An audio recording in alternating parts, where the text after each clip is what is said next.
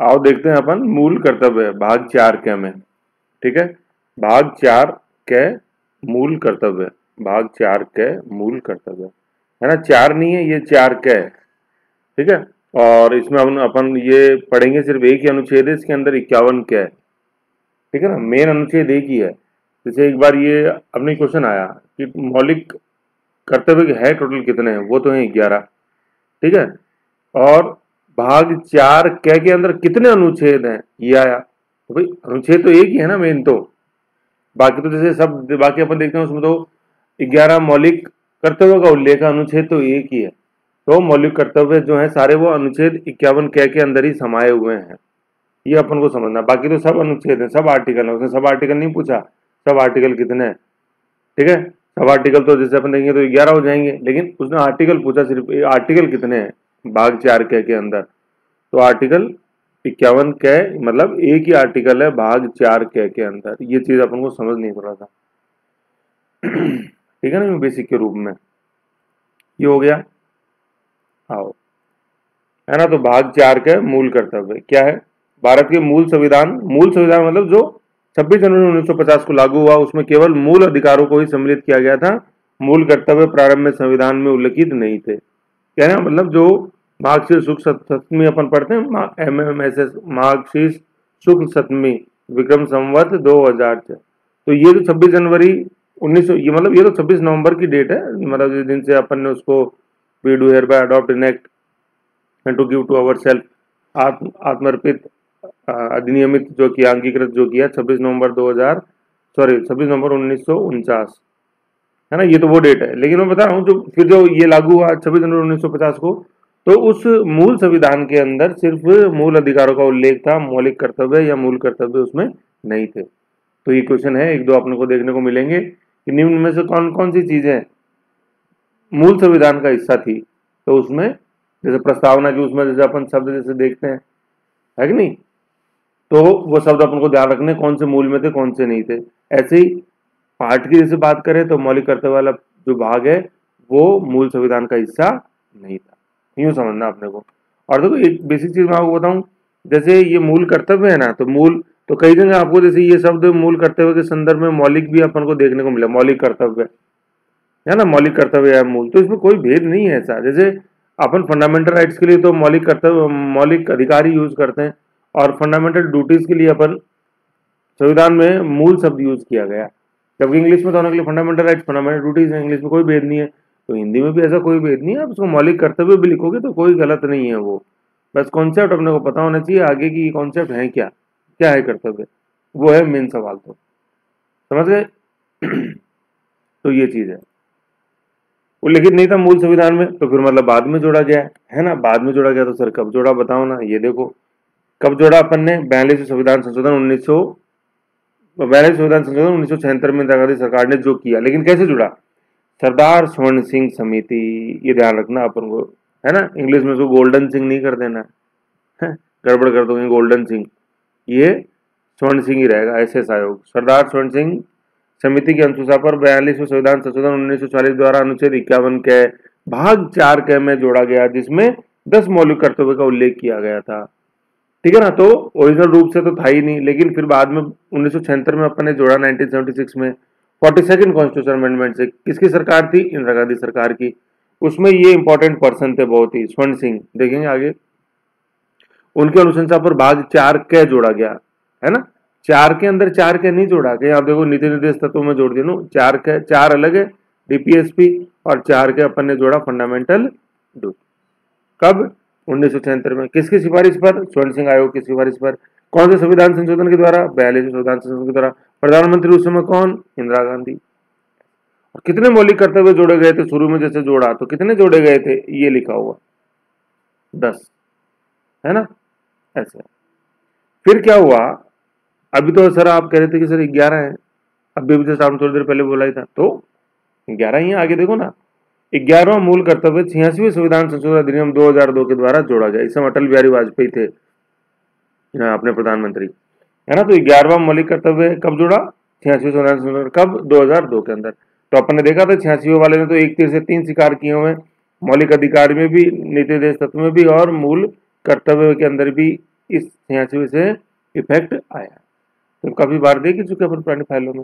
फिर क्या है अगली चीज, मूल कर्तव्यों को रूस के संविधान से लिया गया। रूस की राजधानी मॉस्को, मॉस्को मॉस्को मॉस्कोवा नदी के होने के किनारे मॉस्को बोला उसको। ब्रह्मोस, मोस, ब्रह्मोस जो है ना मोस, ये मॉस्कोवा नदी के किनारे मॉस्को इसलिए, और ब्रह्मोस अपने ब्रह्मपुत्र नदी उसके नाम पर। तो मिसाइल का नाम पड़ गया अपने ब्रह्मोस। ब्रह्मोस मिसाइल है cruise missile, supersonic cruise missile, सतह सतह पे मात करती है। मिसाइल सिखाई थी वैसे ही, तो यहाँ है ये बैट था ना, तो ब्रह्मोस, ये ब्रह्मोस, अग्नि, धनुष, पृथ्वी प्रहार, यूं ऐसे, सॉरी है पृथ्वी प्रहार, सॉरी। तो ऐसे ये हवा मतलब जमीन से जमीन पर मात करने वाली मिसाइल है, ये हवा से हवा में, मतलब जमीन से हवा में, और ये हवा से हवा में ऐसे। तो ये ब्रह्मोस है, क्या छोड़ो था तो ब्रह्मोस थोड़ा सा। तो रूस तो रूस से लिए गए कहने का मतलब, समझ गए, रूस से लिए गए क्या, मूल कर्तव्य। ठीक है, कॉन्सेप्ट रूस से लिया गया, ऐसा नहीं कि सभी अपन ने वैसे जैसे वहां लिखा हुआ वहीं ऐसा कैसे यहाँ लिख दिया नो, वहां के हिसाब से अलग, यहाँ के हिसाब से अलग, लेकिन कॉन्सेप्ट जैसे जो है ना, ये कॉन्सेप्ट अपन ने रूस से लिया। और रूस की राजधानी बता रहा था मॉस्को, यूं। ओके, अब थोड़ा स्वर्ण सिंह आयोग को देख लेते हैं कि भाई उसमें क्या हुआ, क्या सिफारिशें थी उनकी। स्वर्ण सिंह की सिफारिशें, स्वर्ण सिंह समिति की सिफारिशें क्या थी। 1976 में कांग्रेस पार्टी प्रधानमंत्री इंदिरा गांधी ने सरदार स्वर्ण सिंह समिति का गठन किया, जिससे मूल कर्तव्यों की आवश्यकता के संबंध में संस्तुति अपनी देनी थी। वेरी गुड साहब, कर दिया। फिर क्या हुआ, कांग्रेस सरकार ने इन सिफारिशों को स्वीकार करते हुए 42वें संविधान संशोधन अधिनियम 1976 को लागू किया। इसके माध्यम से संविधान में एक नए भाग, भाग 4 क को जोड़ा गया। भाग 4 क, इंग्लिश में बोलेंगे 4, ऐसे याद रखना, समझ गए। तो मैंने आपको डिटेल बताई दी। अब इंदिरा गांधी ने जो स्वर्ण सिंह को नियुक्त किया, तो स्वर्ण सिंह भी कोई चीज तो होंगे कि नहीं होंगे, ऐसे थोड़ी ना कि यूं नियुक्त कर दिया। तो वो क्या थी, स्वर्ण सिंह क्या थे, वो अपन जानते हैं अब आगे, ये है ना, थोड़ा जानना जरूरी है व्यक्ति को, इंपॉर्टेंट है। ठीक है, स्वर्ण सिंह, स्वर्ण सिंह, सरदार स्वर्ण सिंह पंजाब से बिलोंग करते थे, इसलिए सरदार वर्ड लगता था, सरदार स्वर्ण सिंह। 1907 से 1994 जीवन काल है, कोई इंपॉर्टेंट नहीं है। भारतीय राजनेता थे, ठीक है, राजनेता याद रखना, पॉलिटिशियन। वे लगातार सबसे अधिक समय, है ना, 2 वर्ड है इसमें, एक तो लगातार है, एक सबसे अधिक समय, है ना। अगर लगातार नहीं होता ना तो आंसर अलग हो जाता है। लगातार का मतलब समझ गए, लगातार तो लगातार ही होता है, जैसे आप लगातार वीडियो देख रहे हो अभी, तो लगातार का मतलब विदाउट एनी ब्रेक, कोई ब्रेक नहीं है उनके कार्यकाल में, समझ लो, कंटिन्यू, वो कंटिन्यूटी की बात है। लगातार सबसे अधिक समय तक भारत के केंद्रीय कैबिनेट मंत्री, केंद्रीय, केंद्र सरकार में कैबिनेट, जैसे कैबिनेट स्तर का मंत्री होता है, फिर राज्य स्तर के मंत्री होते हैं, फिर इंडिपेंडेंट मिनिस्टर होते हैं, ऐसे 3 तरह के मिनिस्टर होते हैं, अपन देखेंगे भाग 5 में। तो केंद्र सरकार में कैबिनेट मंत्री रहे कैसे, लगातार सबसे अधिक समय, है ना, लगातार सबसे अधिक समय, जैसे अभी आएगा तो कोई नीचे 52 से लेकर 76 करीबन 26 साल तक, 26 साल तक रहे, लेकिन कैसे रहे, लगातार रहे, कोई ब्रेक नहीं है इनके गैप, समझ गए। ब्रेकों के साथ जैसे देखेंगे ना अपन, रुक रुक के चलती है अपनी गाड़ी, तो उसमें तो आंसर अलग हो जाएगा, बाबू जगजीवन राम करीबन 30 साल तक ये। लेकिन बाबू जगजीवन राम के रुक रुक कर है गाड़ी, बाबू समझो सारे, बाबू की चलती है गाड़ी रुक रुक के, ऐसे। जगजीवन राम भी बहुत बड़े, सासाराम बिहार अपने स्पीकर, पिछले लोकसभा स्पीकर, मैं नाम भूल गया, तो उनके पिताजी बाबू जगजीवन, सासाराम बिहार, वही शेषासुरी का मकबरा जैसे जो है, ऐसे, ठीक है। तो वेल नोन पर्सनैलिटी बाबू जगजीवन राम भी है कि नहीं। तो बाबू जगजीवन राम जैसे, जैसे अपन जैसे देखते हैं, बाबू जगजीवन राम जैसे अपन देखते हैं, तो ये भी बहुत इंपॉर्टेंट है। और जहाँ से जैसे बिलोंग करते हैं अपने, सासाराम बिहार से इनकी लोग कॉन्स्टिट्यूंसी थी, सांसद क्षेत्र, तो उसके अंदर वहां से ये आए। और इनका जो था सासाराम बिहार से, वहीं शेरशाह सूरी का मकबरा जैसे अपन ने देखा। और शेरशाह सूरी का मकबरा एकमात्र ऐसा मकबरा है अपने मुगल काल का, जो कि क्या है पानी के बीच में स्थित है, झील के बीच में स्थित है, चारों तरफ पानी, है ना। तो ऐसे ये इंपॉर्टेंट बोला अपने बाबू जगजीवन राम का भी बड़ा इंपॉर्टेंट है, ऐसा नहीं है। लेकिन उनका टेन्योर जो है वो 30 साल रुक रुक कर है, और इनकी डॉटर अभी पिछली लोकसभा में स्पीकर थी, Meira Kumar, yes, IFS, Indian foreign service से थी पहले, फिर रिजाइन दिया, मीरा कुमार, इनकी डॉटर ही है बाबू जगजीवन राम की, है ना। तो बाबू जगजीवन राम का जो कार्यकाल है अपने कैबिनेट मंत्री के रूप में, वो रुक रुक कर है, 30 साल का है, लेकिन रुक रुक कर है, समझ गए। और स्वर्ण सिंह का जैसे जो है, स्वर्ण सिंह का बगैर रुके है, ठीक है, बगैर रुके कितने, 26 साल, उन 50 से लेकर 26, 50 से लेकर 76 तक 26 साल, लेकिन रुक रुक कर है, ठीक है ना। ये अपन को ध्यान रखना है। तो फिर क्या है, सबसे लगातार समय, फिर देखो इसमें इंग्लिश में लिखा हुआ to this date he is the longest serving uninterrupted, मतलब लगातार 24 ईयर्स, बीच में जैसे एक आध वर्ष का इसमें गैप है, लेकिन हमने 26 साल मान लो, कोई इशू नहीं है, ठीक है ना। जैसे देखो 63 से 64 के बीच में थोड़ा सा उनके बीच में गैप था, फिर 65 में थोड़ा गैप था, लेकिन कंटिन्यू बने रहे, लेकिन कोई बात नहीं, इसको 24 को 26 कर दो आप, कोई इसमें दिक्कत नहीं होगी, ठीक है, मैं ही कर देता हूँ लोग, फिर आपको फाइल के अंदर अपडेटेड मिलेगा, ये 26, ओके, ऐसा कोई बात नहीं, इजी है, 26 है ना। फिर union cabinet minister in India, फिर क्या है, Babu Jagjivan Ram hold the record of maximum duration as cabinet minister, that is around 30 years, है ना। रिकॉर्ड ऑफ मैक्सिमम ड्यूरेशन, सबसे लंबे समय तक के लिए बाबू जगजीवन राम है, लेकिन रुक रुक कर किनकी गाड़ी लंबी चली है, सरदार स्वर्ण सिंह की, करीबन 26 साल, सॉरी सर, रुक रुक कर चली है बाबू जगजीवन राम की 30 साल, है ना, मैक्सिमम ड्यूरेशन, और अनइंटरप्टेड चली है अपने ऊपर देखा स्वर्ण सिंह की, करीबन 26 साल, यूं। तो जैसा आंसर हो ना वैसे ही है, अधिक सबसे लंबे समय तक रहने वाले केंद्रीय कैबिनेट मंत्री, अब इसमें कुछ नहीं पूछना लगातार ही है क्या, तो उसके अंदर सबसे लंबे समय तक का मतलब हो जाता है बाबू जगजीवन राम। जब आपको स्वर्ण सिंह पूछना हो तो लगातार शब्द जोड़ा जाएगा ऐसे। But the record of uninterrupted मतलब लगातार, uninterrupted membership of the cabinet in continuation is held by mister Swaran Singh almost for 20 years from 1952 to 1976, है ना। ओ सॉरी, ये गड़बड़ हो गया, देखो ये बिल्कुल बिल्कुल सही करो, 24, 77 से 24, नहीं, इसमें नहीं, 24 तो हुआ था, ये अपने वही हो गया 26, ऑलमोस्ट 26 साल तक, 52 से, ठीक है ना। ऐसे ये 26 साल अपन को याद रखना स्वर्ण सिंह। और देखो स्वर्ण सिंह ने जो केंद्रीय कैबिनेट मंत्री के रूप में जो पदभार संभाले हैं, जैसे वर्क, हाउसिंग एंड सप्लाई 1952 में नेहरू के कैबिनेट के अंदर, है ना, स्टील एंड माइंस, फिर एग्रीकल्चर, कृषि मंत्री, रेलवे, विदेश विदेश प्रभार, रक्षा मंत्री, एक्सटर्नल अफेयर्स, वही वापस 2 बार संभाला विदेश मंत्री का एक्सटर्नल अफेयर्स, फिर डिफेंस, रक्षा 2 बार, है ना। तो इंपॉर्टेंट पर्सन थे, जिसको एक्सटर्नल अफेयर्स और अपन डिफेंस देते हैं, नो डाउट बहुत ही महत्वपूर्ण पर्सनैलिटी होती है, ऐसा नहीं है कि हर किसी को ये सब दे दिए जाए, ओके। फिर इसके अंदर अपन आगे देखते हैं क्या चीजें हो रहे हैं, सरदार स्वर्ण सिंह के बारे में कंटिन्यू करते हैं, ठीक है, कि देखो क्या है, यद्यपि सरदार स्वर्ण सिंह समिति ने संविधान में 8 मूल कर्तव्यों को जोड़ने का सुझाव दिया था, लेकिन 42वें संविधान संशोधन अधिनियम के द्वारा 10 मूल कर्तव्यों को जोड़ा गया, है ना। तो ऐसा कुछ भी नहीं है भाई, वो 2 अलग उनसे जोड़ लिया, 8 तो उनके माने 2 अलग से और जोड़ दी इंदिरा गांधी सरकार ने।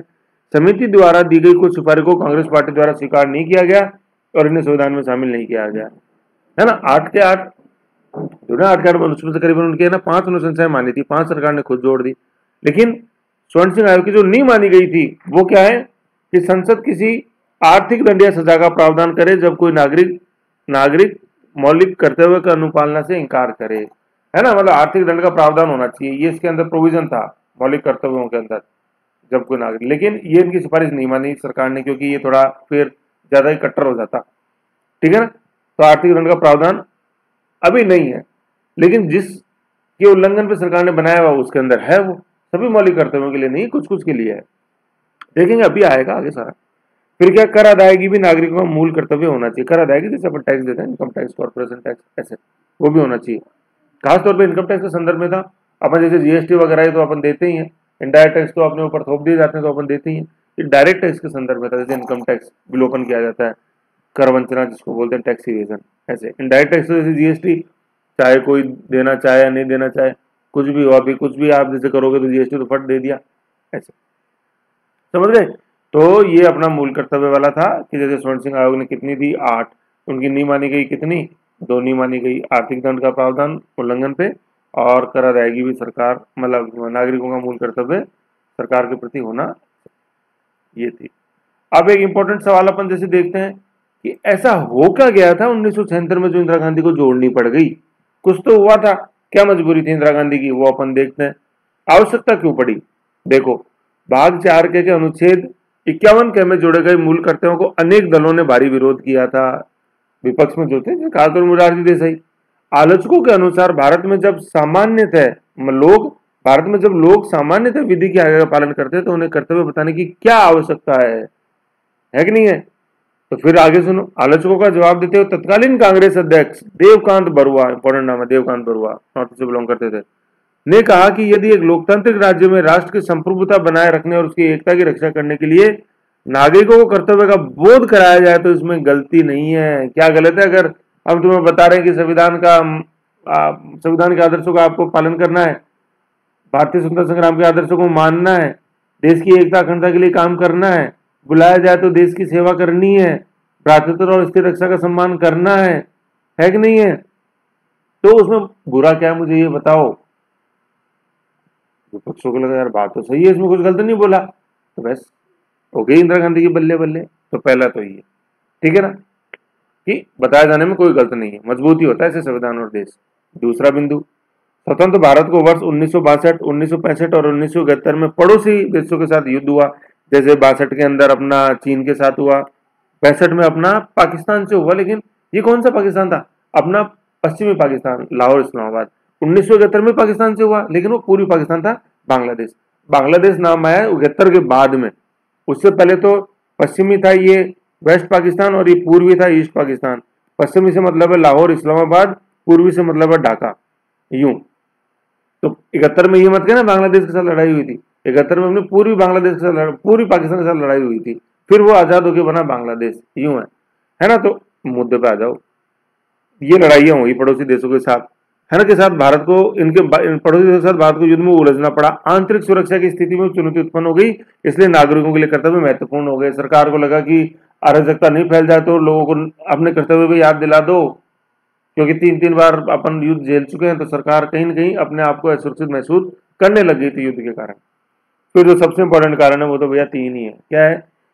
भाग 4 के 3 क्या है? भाग 4 के के दौरान, जिस दौरान मतलब 1976 में जब जोड़ा गया तो उस दौरान क्या भारत में राष्ट्रीय आपातकाल ये लगा हुआ था 1975 से 77 तक, 75 से 77, मतलब नेशनल इमरजेंसी लगी हुई थी। आर्टिकल 352 देखेंगे अभी लगी हुई थी।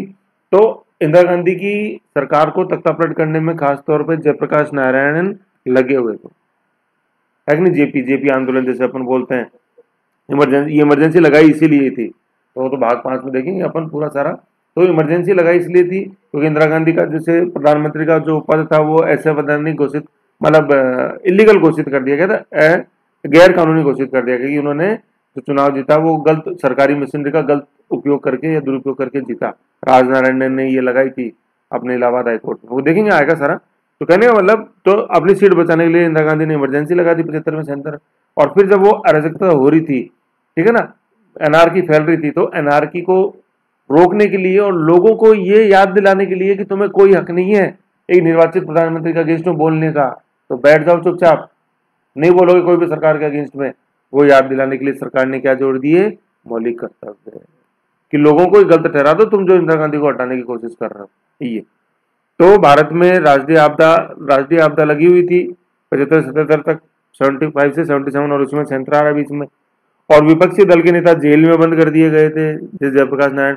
अतः देश को अराजकता की स्थिति से बचाने के लिए नागरिकों मूल कर्तव्यों का समावेश किया गया। ऐसे अपने को देखना, ये था मेन रीजन। तो फिर जब भाग 5 देखेंगे मैं आपको बताऊंगा सर उसमें क्या स्थिति कैसे क्या।